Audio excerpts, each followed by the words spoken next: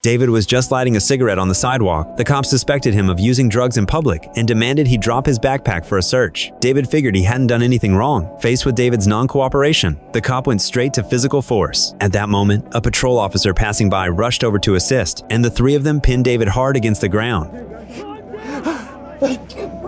By the time the officer came to his senses, he realized he'd used excessive force and had actually strangled David to death. But the next second, David woke up in his girlfriend's bed. He instinctively touched his neck, thinking what just happened was only a nightmare. After leaving his girlfriend's place, he stepped outside and lit another cigarette. The same cop happened to walk by. Just like before, the officer suspected David of drug use and ordered him to drop his backpack and lean against the wall for investigation. Faced with such an absurd accusation, David stated he was a law-abiding citizen and the police had no right to search him randomly. He turned to walk away, but the cop wouldn't let it go, and they quickly got into an argument. Unlike before, this time no patrol officer came to help. During the struggle, David accidentally touched the officer's gun.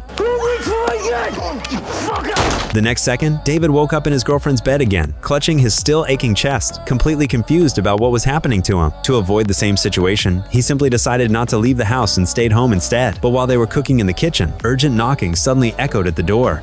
Expecting something?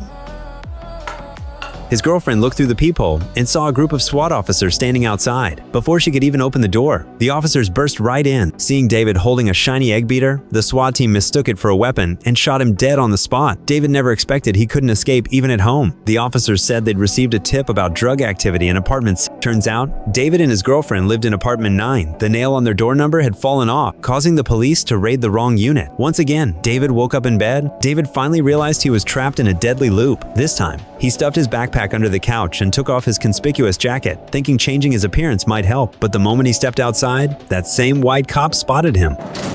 Whether David ran left or right, death awaited him. No matter how he changed his escape route, he couldn't avoid getting shot every single time. After so many attempts, every part of his body had been pierced by bullets. On the 101st try, David had an epiphany. Maybe the most dangerous place was actually the safest. So before the officer could find him, David proactively approached and greeted the cop. He came clean about having been revived 100 times.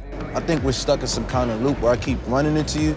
You keep fucking killing me, man. When the officer didn't believe him, David accurately predicted what the cop would say next and what was about to happen. Cute couple about to kiss. Boom. Yoga girl about to take a selfie. Voila. Scared kid right there. Watching me shit in 3, 2. The officer was stunned by David's uncanny foresight. Though everything seemed impossible, he chose to believe David. Well, if your past is any sign of your future, I'd get the fuck out of here. David looked incredulous after hearing this, then hurried away at a faster pace. But just 1 block away, he encountered 2 black thieves running past him. When the officer caught up, he mistook David for an accomplice. Show me your hands! Show me your hands! Where'd your friends go? Motherfucker! Unwilling to give up, David found the officer again and told him everything. The cop also expressed disbelief.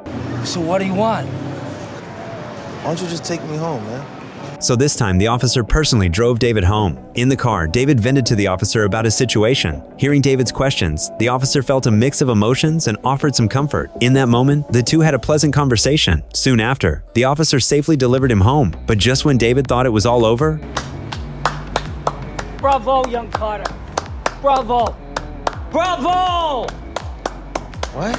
Le bouche! Oh, le bouche!